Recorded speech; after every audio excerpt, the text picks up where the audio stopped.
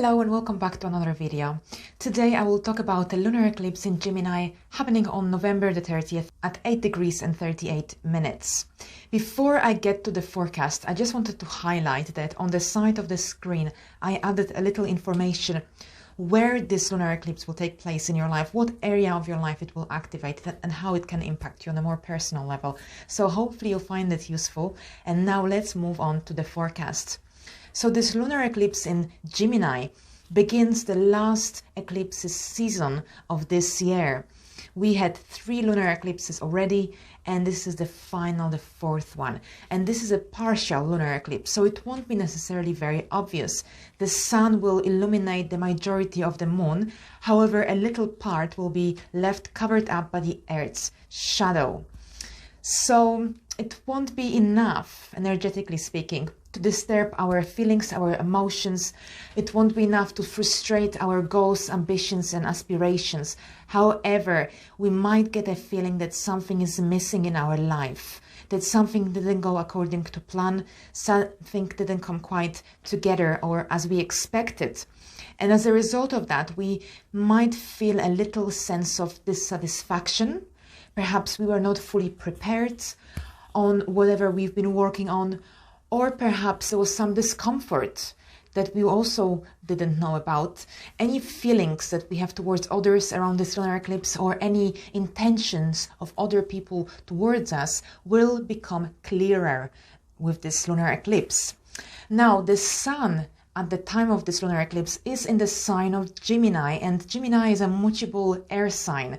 So we could be in two minds at the time of this lunar eclipse, and perhaps we might have to deal with 2 different situations, 2 different scenarios. We might have to choose between 2 different deals, and it could be a difficult choice now with Moon in Gemini. And also because of that, life may seem more complex, more complicated.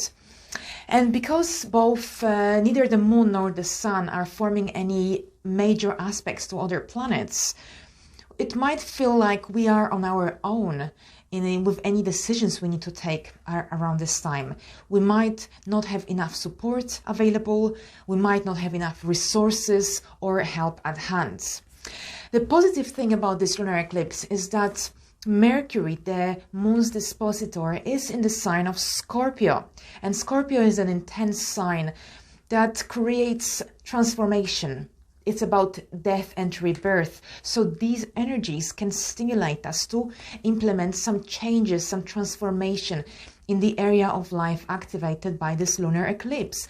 Also, Mercury will be forming a sextile, as a harmonious aspect towards both Jupiter and Saturn in Capricorn. So here again, Mercury is prompting us to implement some change, take action. Also, Venus, the planet of love and relationships, is opposite Uranus. Uranus is a planet that brings changes, unexpected events. So there could be some unexpected events, some changes, or some struggles perhaps in your relationships, in your business partnerships, or also finances, since Venus also rules the money, apart from love and relationships. And a lunar eclipse is a wonderful time for things coming to an end, for completing something, project. Sometimes it's a time when a relationship or a friend moves away from our life. However, with that, we create space for new energies, new opportunities, and new adventures in a way to come into our life, especially with the solar eclipse coming up on the 14th of December, which will be a time of new beginnings. And with this in mind, I would like to wish you a peaceful lunar eclipse, and I hope it's a good time and a time of positive moments as well. Thank you very much, and I will see you in my next video. Bye bye.